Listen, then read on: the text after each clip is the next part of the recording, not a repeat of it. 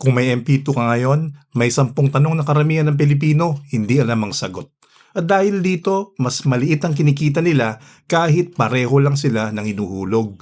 At ang mas delikado, hindi nila alam na may nawawala na pala sa kita nila taon-taon. Sa MP2, akala ng karamihan, basta naguhulog ka, buwan-buwan, kikita ka na. Pero ang totoo, hindi lang hulog ang nagpapalaki ng pera mo, kundi kung tama ba ang mga desisyon mo sa bawat hakbang. Dahil sa MP2, ang simpleng maling sagot sa isang tanong pwedeng magresulta sa libo-libong pisong difference sa kita mo. Kaya sa video na to, hindi lang natin sasagutin ang 10 tanong. Ipapakita ko kung saan nagkakamali ang karamihan at paano mo gagamitin ang tamang sagot para mas mapalaki ang kita mo.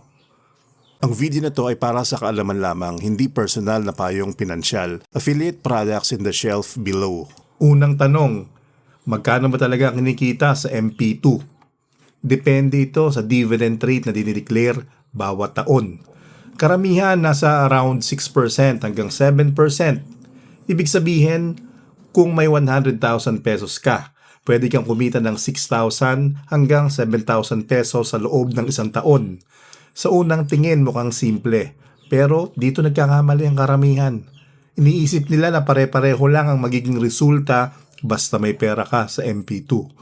Pero ang hindi napapansin, ang kita dito ay hindi lang basta number, kundi epekto sa kung gaano kalaki ang lalabas na pera mo over time. Halimbawa, kung tuloy-tuloy na kumikita ang pera mo taon-taon, hindi lang isang beses ang kinikita mo. Paulit-ulit itong nag-generate ng returns habang naka-invest. Ibig sabihin, habang tumatagal ang pera mo sa MP2, mas lumalaki ang total earnings na pwede mong makuha. At dito pumapasok ang reality. Ang MP2 ay hindi lang simpleng ipon, kundi isang system na pwedeng magpalaki ng pera mo kung naiintindihan mo kung paano ito kumikita. Pero kung hindi malinaw sa'yo kung paano nabubuo ang kita, madali mong isipin na sapat na ang kinikita mo kahit may potensyal ka pa sanang palakihin ito. Kaya bago ka mag-focus sa strategy, kailangan malinaw muna sa'yo kung paano talaga kumikita ang pera mo sa MP2. Dahil dito, magsisimula kung gaano kalaki ang magiging resulta ng investment mo. Pangalawang tanong, lump sum ba o monthly? Parehong pwede sa MP2, pero dito na nagkakaroon ng malaking pagkakaiba sa magiging kita mo. Dahil ang tanong dito, hindi na kung kikita ka, kundi kung gaano kalaki ang kikitain mo base sa paraan ng paglalagay mo ng pera. Halimbawa, may 100,000 pesos ka na available ngayon. Pwede mo itong ilagay agad bilang lump sum o pwede mo itong hatiin buwan-buwan, depende sa cash flow mo. Sa unang tingin pareho lang, 100,000 pesos pa rin ang total. Pero ang hindi napapansin ng karamihan, magkaiba ang bilis kung paano napapagalaw ang pera mo. Kung ilalagay mo agad ang buong halaga, mas maaga itong magsisimulang kumita at mas matagal itong nag-work para sa'yo. Pero kung monthly mo ito ilalagay, unti-unti lang ang pumapasok na pera at hindi agad kumpleto ang kapital na kumikita. Ibig sabihin, kahit pareho ang total investment mo, mas maliit ang total earnings ng monthly approach kumpara sa lump sum kung may pera ka na agad. At dito pumapasok ang critical insight sa MP2. Hindi lang amount ang labanan kundi kung gaano kaaga napapagalaw ang pera mo. Dahil bawat buwan na hindi pa kumikita ang buong pera mo, may nawawala sa potential earnings mo. Kaya kung may available kang malaking halaga ngayon, may opportunity kang palakihin agad ang kita mo. Pero kung ang kaya mo lang ay monthly, valid pa rin ito. Pero kailangan mong maintindihan na may trade-off sa total returns. Sa madaling salita, ang simpleng desisyon kung paano ka maghuhulog ay pwedeng magresulta sa mas malaking kita o mas maliit na earnings sa paglipas ng panahon. Pangatlong tanong, pwede bang mag-withdraw bago mag 5 years? Oo, pwede. Pero may kapalit. Kapag ginawa mo ito, hindi lang pera kinukuha mo, pinuputol mo ang future growth ng investment mo.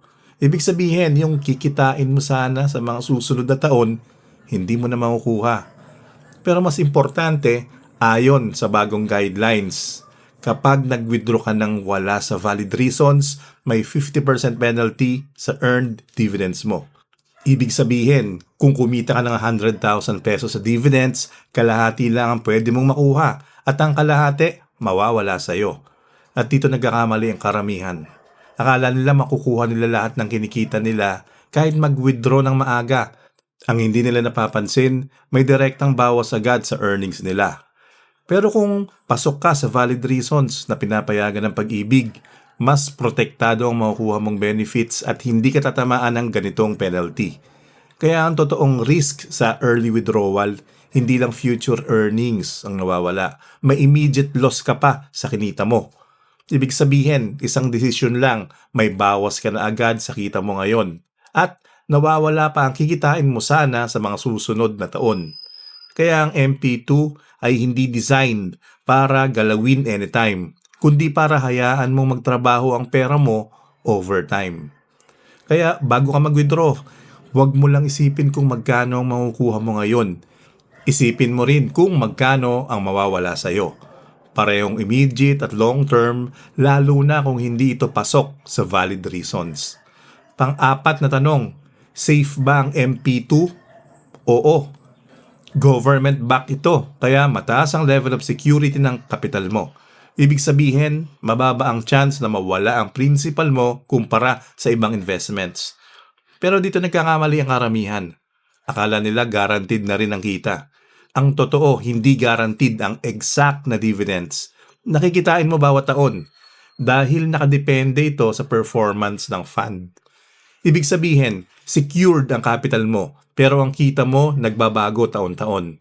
At dito pumapasok ang risk na hindi napapansin ng karamihan. Hindi ka nalulugi sa pera pero pwede kang kumita ng mas mababa kaysa inaasahan mo. Halimbawa, kung umaasa ka sa isang certain return pero mas mababa ang na-declare na dividend rate, automatic mas maliit ang actual earnings mo. At kapag pinagsama-sama mo ito over several years, lumalaki ang difference sa total na kikitain mo. Kaya sa MP2, hindi sapat na alam mong safe ang pera mo. Kailangan mo rin maintindihan na ang performance na nagdidikta kung gaano kalaki ang kikitain mo. Sa madaling salita, protected ang pera mo pero ang kita mo hindi fix. At kung hindi mo naiintindihan, pwede kang magkaroon ng false expectation na mas malaki ang kikitain mo kaysa sa actual na resulta. Panglimang tanong, may limit ba ang pwede mong ilagay sa MP2? Oo. Ayon sa bagong guidelines ng pag-ibig, may cap ang total MP2 savings at ito ay hanggang 20 million per member. At dito nagkakamali ang iba. Akala nila pwede silang maglagay ng unlimited funds ng walang restriction. Pero ang totoo, kapag lumagpas ka sa 20 million pesos, ang excess ay hindi natatanggapin sa MP2 at ibabalik sa'yo. Ibig sabihin, hindi lahat ng perang ilalagay mo ay kikita sa MP2 kung hindi mo alam ang limit.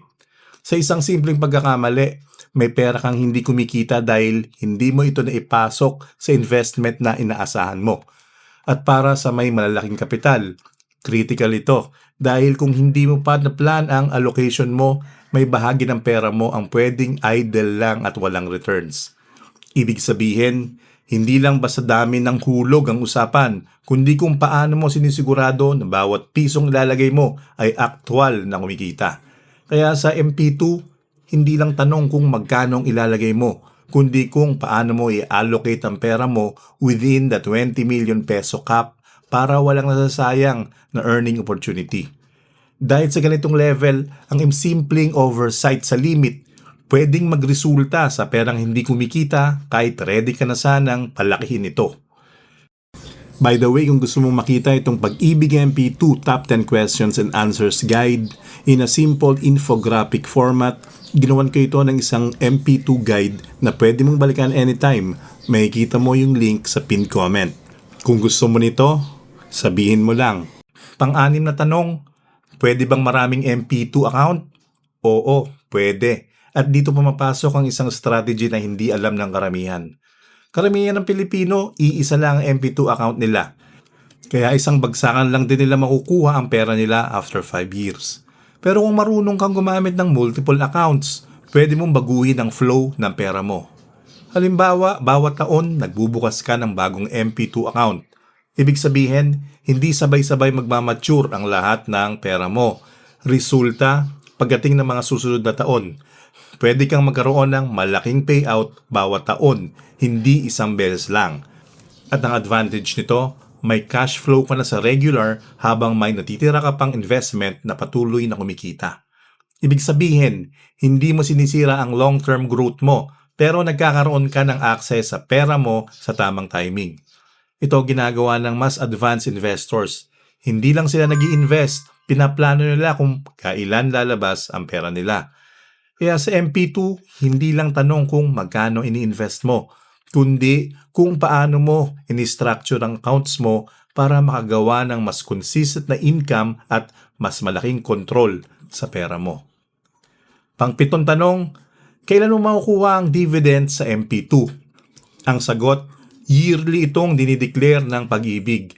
Kadalasan bandang unang quarter ng taon, around February to April, base sa kinita ng nakaraang taon. Ibig sabihin, hindi agad lumalabas ang kita mo buwan-buwan, kundi iniipon ito at binibigay once a year.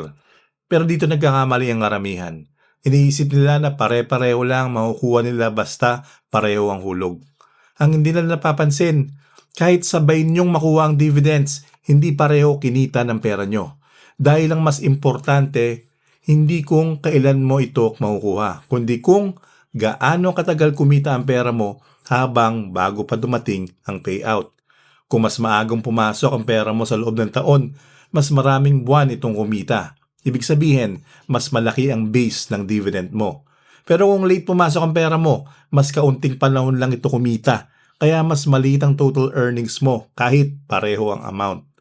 Ibig sabihin, kahit pareho kayo naghihintay ng dividend release, may isa na mas malaking makukuha at may isa na tahimik na may nawawala sa kita. At ito ang di napapansin dahil hindi mo agad nakikita ang difference hanggang dumating na ang payout. Kaya sa MP2, hindi lang kailan mo makukuha ang tanong, kundi kung paano mo pinagagalaw ang pera mo para masulit ang bawat taon na kumikita ito. Pang-8 tanong, saan napupunta ang pera mo sa MP2? Hindi ito basta nakapark lang. Ini-invest ito ng Pag-ibig sa housing loans at iba pang low-risk income generating assets. Ibig sabihin, ang kita mo sa MP2 hindi galing sa speculations, kundi sa real cash flow na nanggaling sa mga nagpapautang at housing projects. Kaya stable ang MP2 dahil may actual na source ng income na pinanggagalingan ng dividends. Pero dito nagkakamali ang karamihan.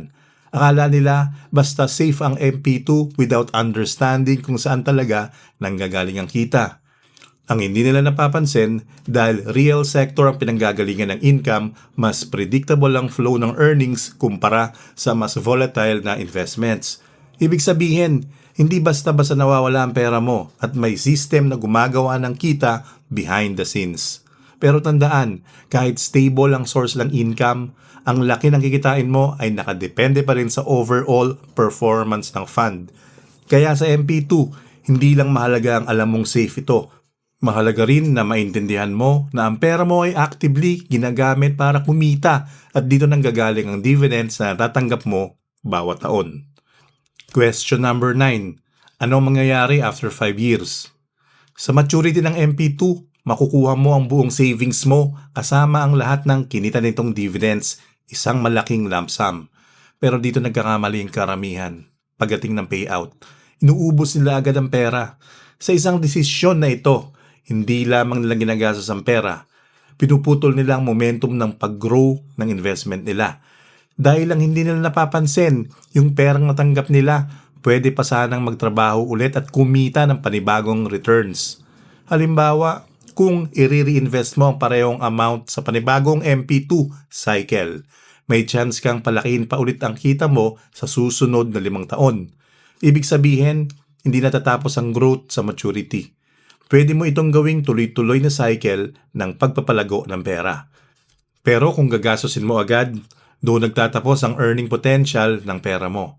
Kaya sa MP2, ang maturity ay hindi end ng investment, kundi isang decision point kung palalakihin mo pa ang pera mo o ititigil mo na ang paglago nito. At dito nagkakaroon ng malaking difference. Sa mga marunong mag-invest, tuloy-tuloy ang growth. Sa mga hindi, isang beses lang kumikita ang pera nila. Final question, number 10. Pwede ka bang mag-MP2 ulit? Oo, pwede. At ito ang ginagawa ng maraming investors para tuloy-tuloy ang paglago ng pera nila. Pero ngayon, may mas advanced option na, ang tinatawag na rollover. Ibig sabihin, habang nag-o-open ka pa lang ng MP2 account mo, pwede mo nang indicate kung gusto mong i-roll over ang savings mo kasama ang kinita nitong dividend sa panibagong 5-year cycle kapag nag-mature. At dito nagkakamali ang karamihan. Hindi nila pinapansin sa application. Kaya pagdating ng maturity, kinukuha nila ang pera at doon natatapos ang pagkatrabaho nito. Sa isang desisyon na ito, napuputol ang momentum ng kita ng pera mo. Pero kung nakaset na ang rollover option, yung buong amount mo kasama ang kinita, tuloy-tuloy na papasok sa panibagong cycle nang hindi mo na kailangan magsimula ulit. Ibig sabihin, hindi ka na bumabalik sa zero, mas malaking kapital na agad ang kumikita sa susunod na cycle. At dito nagkakaroon ng malaking difference. Yung iba, isang beses lang kumikita ang pera nila. Yung iba, tuloy-tuloy ang growth dahil hindi nila pinuputol ang cycle. Kaya sa MP2, hindi lang tanong kung mag-i-invest ka uli, kundi kung ise-set up mo ba ang system na automatic magpatuloy ang paglago ng pera mo. Dahil lang mga marurunong magplano ng ganito, hindi lang kumikita ng isang beses. Ginagawa nila itong tuloy-tuloy na engine ng paglago ng pera nila sa loob ng maraming taon. Ngayon, ikaw, ilang tanong dito ang mali ang sagot mo? At mas importante, ilang pagkakataon na ang lumipas na pwede mo sanang palakihin ang kita mo kung tama lang ang strategy mo. Kung gusto mo pang matutunan ng mas advanced na MP2 strategies, panoorin mo ang iba ko pang videos tungkol sa MP2.